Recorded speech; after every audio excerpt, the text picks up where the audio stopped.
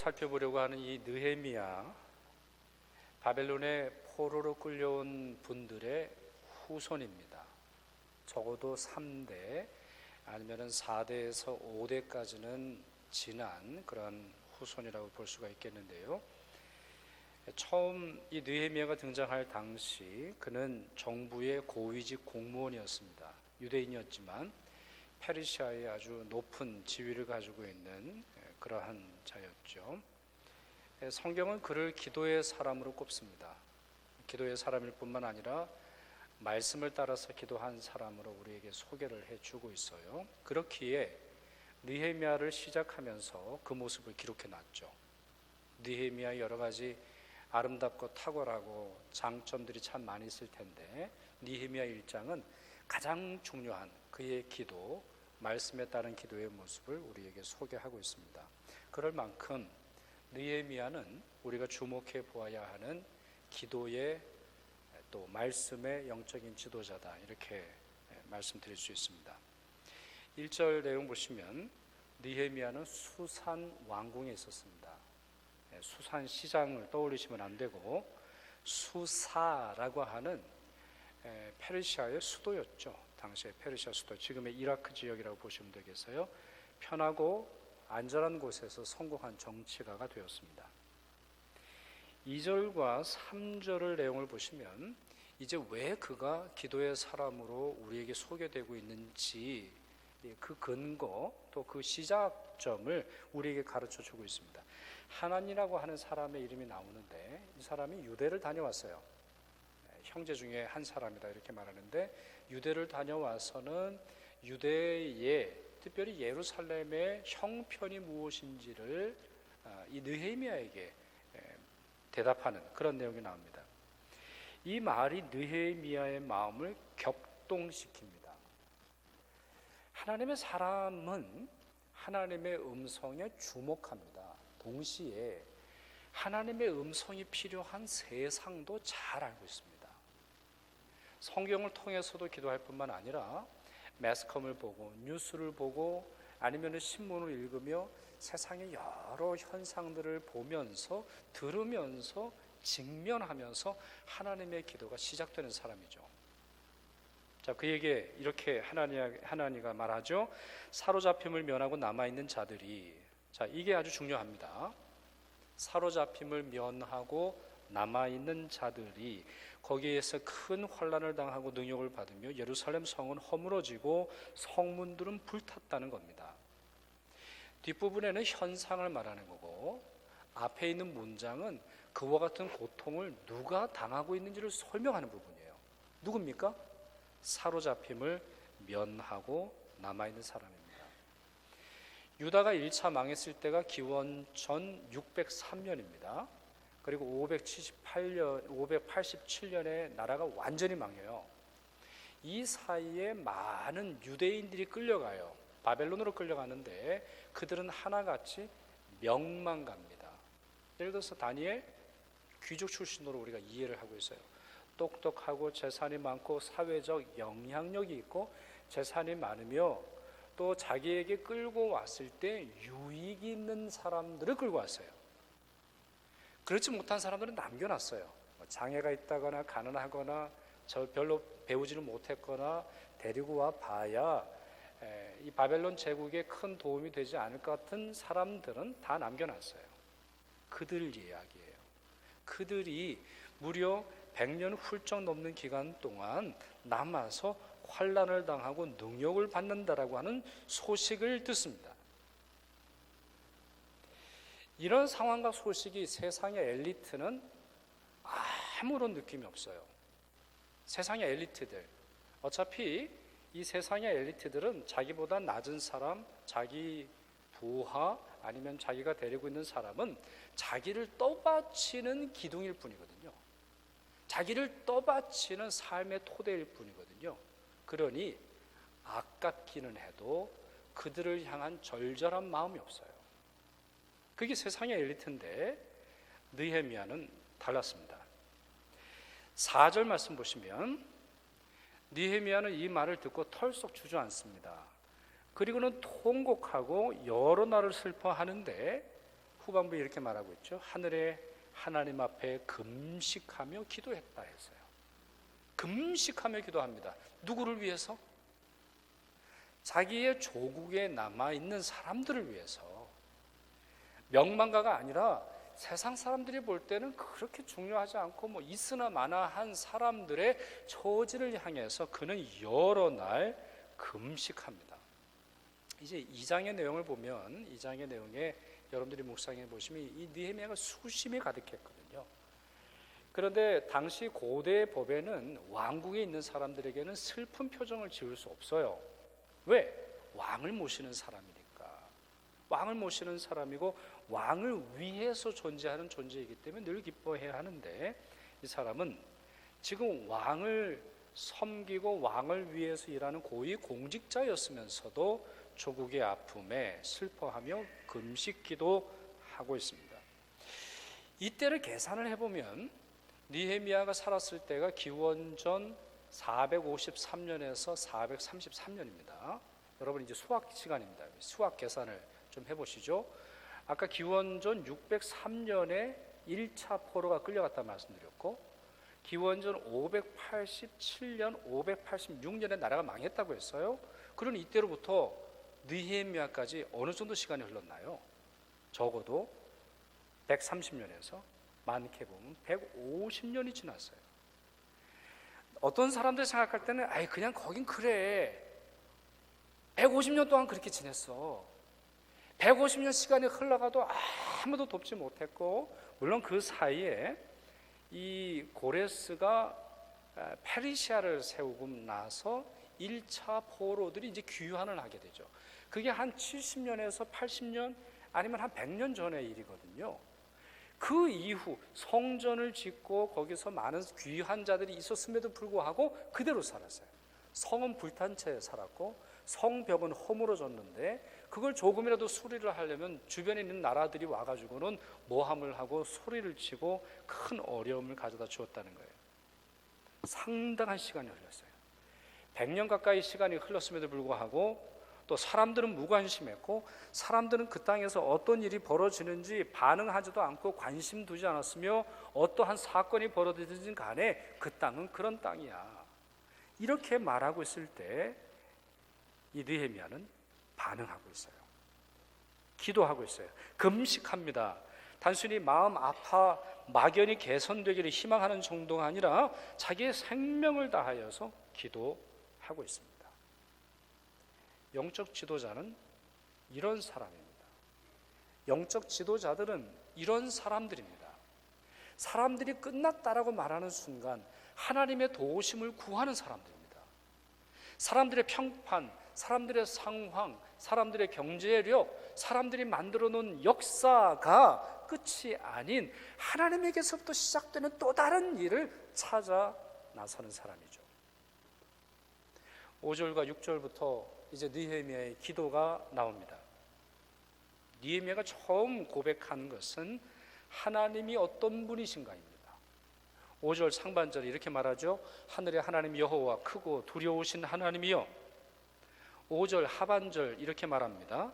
주를 사랑하고 주의 계명을 지키는 자에게 언약을 지키시며 긍휼을 베푸시는 주여. 여러분, 이 내용이 상당히 중요합니다. 저는 모태신앙으로 자랐습니다만 비교적 다행스럽게 무당들이 어떻게 기도하는지 잘 압니다. 또 절에 다니는 사람들이 어떻게 기도하는지 잘 압니다. 소위 말해서 바위에서 손을 빈다거나 여러 가지 행동하는 사람들의 기도를 잘 알고 있습니다.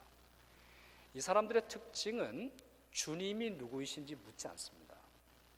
이런 사람들은 대부분 신이든 큰 바위든 바람이든 나를 도우면 끝나는 일입니다.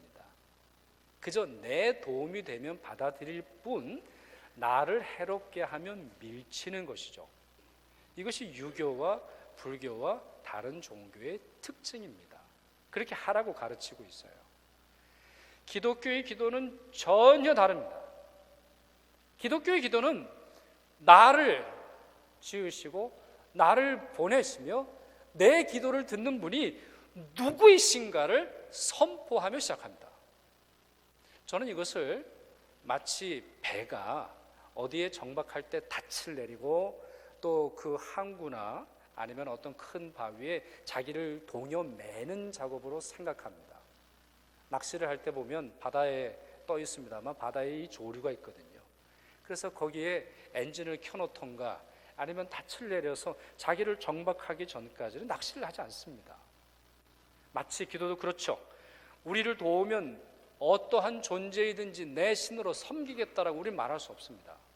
하나님은 하늘에 계시고 크고 두려우신 분이십니다. 이 말은 무엇을 뜻합니까? 하나님은 상황보다 크신 분이십니다. 하나님은 왕보다 위대하신 분이십니다. 하나님은 나를 위해서 일하시든 내 기도를 들으시든 듣지 않으시든 변함없는 나의 하나님이십니다. 여러분의 기도도 여기서 시작하시길 바랍니다. 그래야 여러분의 기도가 하늘의 상달이 될 것이고 하나님께서 듣게 되시는 것이죠. 이렇게 하나님을 부른 후 느헤미야는 하나님의 말씀을 인용하면서 기도하고 있습니다. 조금 전에 읽었습니다만 5절 하반절에 그 내용이 있어요. 주를 사랑하고 주의 계명을 지키는 자에게 언약을 지키시며 긍휼을 베푸시는, 자, 여기에 따옴표가 있는 것이 맞습니다. 이건 신명기를 요약하는 말입니다. 신명기뿐만 아니라 구약 성경을 압축하고 압축해서 한 문장으로 이렇게 표현하는 겁니다. 주를 사랑하고 주님의 계명을 지키는 자에게 하나님은 하나님의 언약을 지키십니다. 그리고 긍휼을 베푸시는 분이십니다.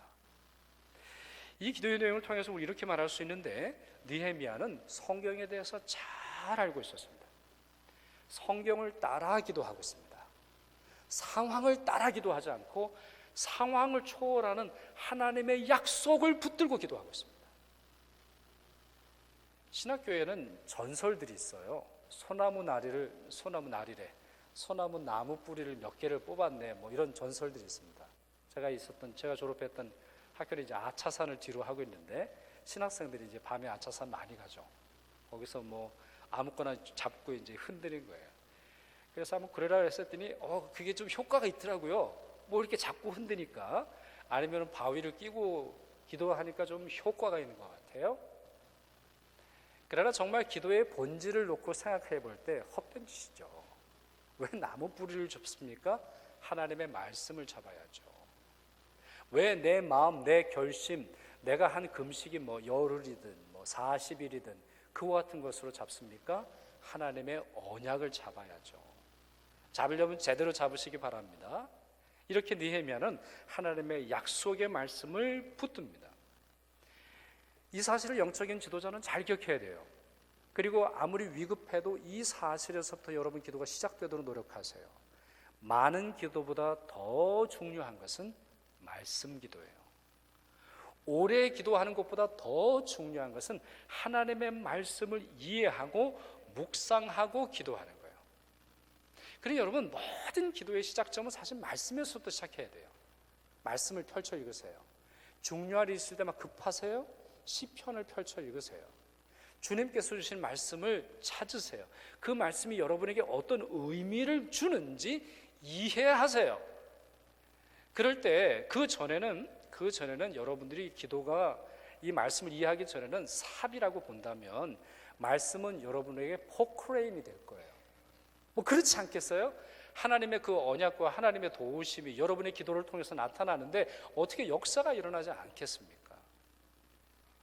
기억하세요. 영적인 지도자는 기도하는 사람이에요. 그리고 그렇게 되기 위해서 영적인 지도자는 말씀을 따라 기도할 수 있는 훈련과 능력을 지니는 사람이에요. 느헤미야는 그 다음 회개 기도합니다. 그가 이렇게 기도해요. 6절과 7절에서 내용을 보시면 이런 말이 나오는데, 나와 내 아버지 집이 범죄하여 주를 향하여 크게 악을 행하여 주께서 주의 종 모세에게 명령하신 계명과 율례와 규례를 지키지 아니하였나이다. 이 말의 앞에 문장이 조금 낯설어요. 여러분 한번 슬라이드 보실래요? 이 슬라이드에 낯설다라고 왜 제가 표현하는지 여러분 이해하시겠어요? 느헤미야 기도 좀 이상해요. 이렇게 기도하면 안 될 것 같아요. 정확한 기도 아니에요. 왜 그럴까요? 왜 이렇게 제가 말씀드린지 이해가 되세요? 자, 누가 죄를 저질렀다고 느헤미야가 말합니까? 뭐라고 되어 있어요? 나와 내 아버지 집이 범죄했다고 되어 있어요. 여러분, 솔직히 누가 범죄했어요? 150년 전에 내 조상이 범죄했죠. 왜 그 일과 나랑 엮습니까? 아니, 조상들이 제대로 했으면 내가 포로로 끌려오나요? 내가 여기 와서 고생합니까? 내가 여기 와서 이 어려운 삶을, 그러니까 느헤미야가 뭐 어떻게 살았는지는 전혀 모르겠습니다만 뭐 마찬가지죠. 유대인으로서 소수민족으로 살지 않았겠어요? 페르시아 왕궁의 고위 공직자가 되기 위해서 얼마나 많은 노력을 했겠습니까? 여러분, 이 당시 유사한 시대의 에스더와 모르드게를 보세요. 이들은 유대인이라는 사실도 숨기고 살았거든요. 자기가 고아라고 하는 사실도 숨겼어야만 했을 정도로 어려운 시절을 살았단 말이에요. 그 책임 누가 질 거예요? 누가 잘못을 해서 내가 어렵습니까? 우리 할아버지가 보증 서서 그런 거 아니에요? 이제 예배 드리신 여러분 중에 한 10분은 그런 분들이 계시겠죠? 옛날 얘기해보면 보증 잘못 써서 집 날라간 거 이게 한두 집이 아니에요. 참 희한하죠. 어떻게 보증을 그렇게 많이 쓰셨는데 또 하나님이 회복하시는지. 아니, 내 잘못이에요? 내 아버지 죄지. 내 할아버지 죄죠. 내 할아버지의 할아버지 죄죠. 603년을 살았던 그 시대의 사람들, 586년을 살았던 그 시대의 사람들이 문제죠. 근데 왜 그 일을 내가 책임을 집니까? 이렇게 하소연만 한데도 느헤미야는 뭐라고 기록하고 있어요? 나와 내 아버지 집이. 내가 먼저 나와요. 내가 범죄하였기 때문에 마치 그것이 나와 전혀 상관없는 또 다른 사람, 내 조상들의 문제가 아니라 내 문제인 것처럼 그가 고백하고 있어요. 이게 영적 지도자의 기도의 특징입니다. 영적 지도자의 기도는 우리라고 하는 말이 많이 나와요. 반면에 영적이지 못하고 자기를 높이려 하고 자기를 자랑하며 자기 만족과 바리새파적 기도를 드리는 사람들을 보면 그들이라고 말해요. 훈계하기 위해서, 꾸짖기 위해서, 비난하기 위해서 기도합니다. 그리고 자기 자신은 독야청청하고 아무 문제 없는 것처럼, 아무런 죄와 아무런 아픔이 없는 것처럼, 마치 역사적 진공 상태에 있는 것처럼, 마치 병원에 ICU, isolated 되어 있는 것처럼 기도합니다. 그러나 영적 지도자는 그렇게 기도할 수 없어요. 그들의 아픔이, 비록 그들이 나와 피를 나누지 않았다 할지라도, 나와 친족이 아니라 할지라도 내 동포요, 하나님의 언약의 백성이라고 하는 그 사실만으로 안타깝게 우리라고 기도하며 회개하죠. 느헤미야는 하나님의 주권을 고백하며 유다의 회복을 위해서 그 다음 기도합니다. 8절에서 10절까지 내용이 나와 있는데, 이 내용의 핵심 역시 하나님의 말씀을 붙들고 기도해요. 하나님이 어떤 분이신지 하나님의 말씀을 따라서 그가 기도하고 있는데, 핵심은 이겁니다. 내가 흩을 것이요, 8절, 내가 거기서부터 그들을 돌아오게 하리라. 이 말씀이 이 8절에서 10절까지의 내용의 핵심입니다.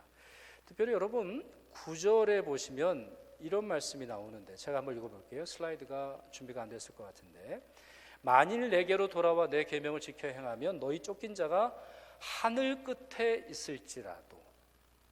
이게 참 이게 은혜로운 말씀이거든요. 여러분, 이게 땅의 사람들 이야기 아닙니까? 이 역사는 땅의 역사잖아요. 유대의 역사는 땅의 역사예요. 그리고 이 페르시아도 역시 땅의 역사입니다.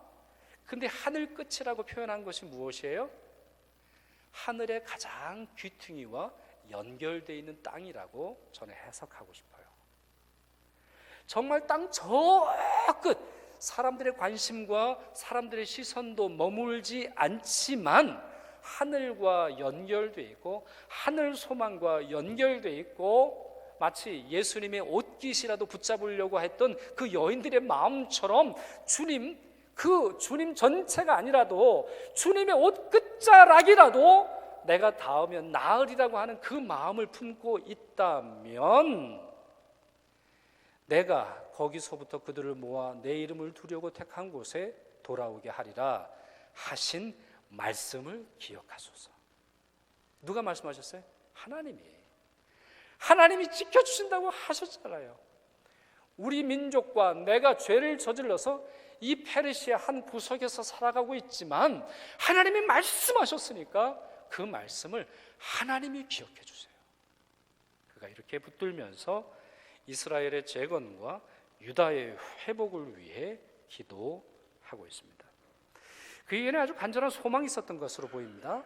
그는 이 하나님의 말씀이 가상의 이야기가 아니라 역사 한참 전에 드렸던 과거의 선지자가 들었던 하나의 메시지 정도가 아니라 자기 자신에게 들려주었던 메시지로 좀 이해하고 있습니다. 이것이 묵상의 힘이에요. 여러분 중에 만약에 성경책을 과거에 있었던 역사책만으로 생각하고 여기신다면 이 책은 여러분에게 아무 말도 하잖아요. 그러나 오래전에 쓰였던 이 하나님의 말씀이 오늘 이 시대를 살아가는 여러분, 하늘 끝에 살아가는 여러분, 땅 끝에 살아가는 여러분에게 주신 말씀이라고 여겨진다면 이 말씀은 그 어떠한 능력 있는 것보다 여러분을 온전하게 구원의 길로 인도하는 것이죠. 영적인 지도자는 이렇게 기도합니다. 하나님의 말씀을 붙들고 시간이 아무리 흘러간다 할지라도 변함없는 주님의 선포와 주님의 약속을 붙드는 사람입니다. 느헤미야의 마지막 기도의 내용을 보실까요? 11절입니다. 이것이 마지막 기도의 내용이면서 느헤미야가 정말 소망했던 말입니다. 그 말씀 이렇게 되어 있죠. 주여 구하오니 귀를 기울이사 종의 기도와 주의 이름을 경외하기를 기뻐하는 종들의 기도를 들으시고 오늘 종이 형통하게 해주십시오. 오늘. 그리고 이 사람들 앞에서 은혜를 입게 하옵소서. 내가.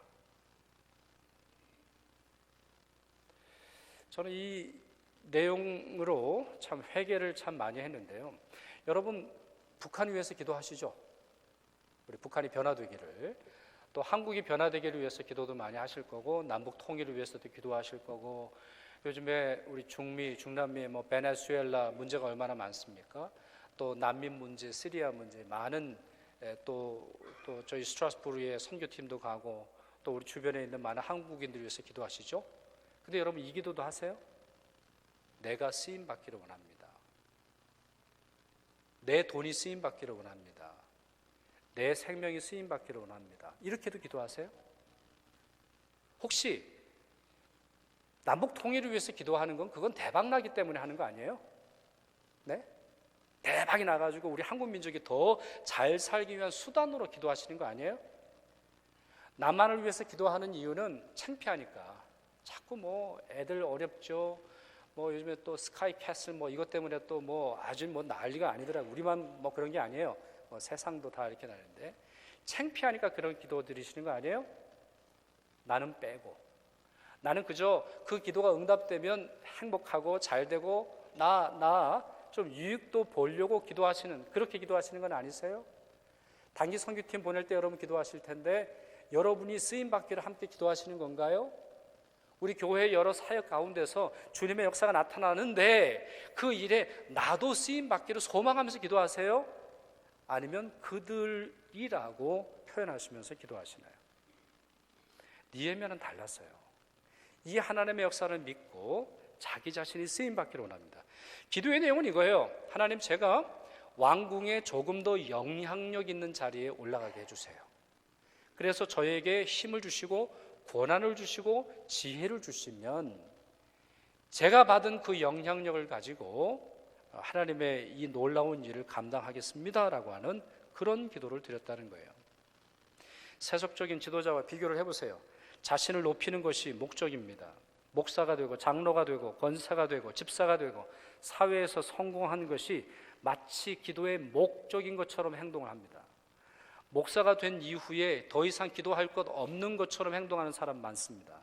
좋은 집 가지고 성공하게 됐을 때 하나님의 응답이라고 말합니다.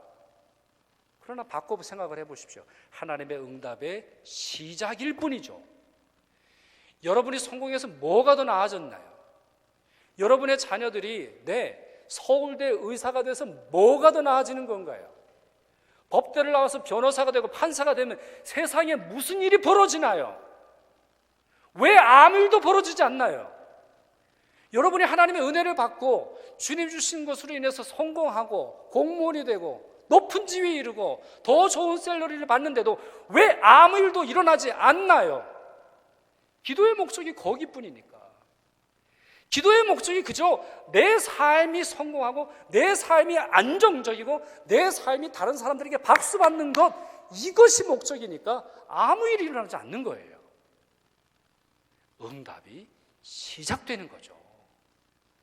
나를 통해서 이루기를 원하시는 하나님의 뜻이 이루어지기를 시작하는 것이죠. 느헤미야 기도의 핵심은 거기 있는 거예요. 자신의 성공을, 자신의 지위를, 자신의 재능을, 자신의 실력을 주님 역사의 희생의 제물로 드리려고 하고 있어요.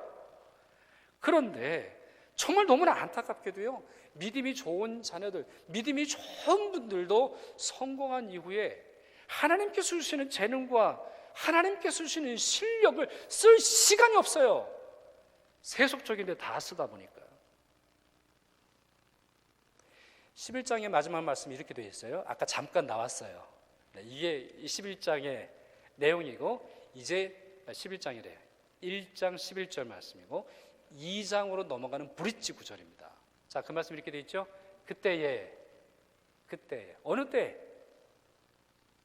민족의 아픔을 내 아픔으로 여기고 내 조상들의 죄를 내 죄로 또 안고 그들을 위해서 말씀을 붙들고 기도하고 하나님께서 도와주실 거라는 걸 확신하고 내게 기회 주시면 내가 그 일을 감당하겠다고 믿고 기도할 때에 내가 왕의 술관원이 되었느니라, 이렇게 써 있습니다.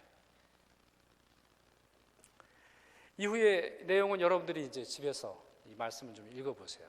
이제 아무도 못했던 이스라엘 예루살렘 성벽을 그런 단 몇십일 만에 건설해내는 놀라운 기적을 이행합니다. E.M. 바운즈라는 분이 있습니다. 이분은 기도로 아주 유명한 분인데, 교회에 필요한 것은 더 많은 기계나 더 좋은 기계가 아니고 새로운 조직이나 기발한 방법도 아니라고 했습니다. 교회가 필요로 하는 것은 성령이 쓰실 수 있는 기도의 사람이고, 성령은 바로 이런 사람을 통해서 역사하신다, 이렇게 그의 책 프레이어라고 하는 책에서 설명해 놓았습니다. 여러분 모두 기도의 사람으로 살아가시기 바랍니다. 특별히 오늘 이제 임직을 받으시는 네 분에게 이와 같은 역사가 있기를 바랍니다. 느헤미야의 모범이 여러분의 삶에서 나타나기를 축복합니다. 그리고 모든 권사님들, 모든 우리 교회의 영적인 지도자들이 그와 같은 모습으로 살아가시기를 바랍니다. 이제 계속해서 권사 취임식 거행하도록 하겠습니다.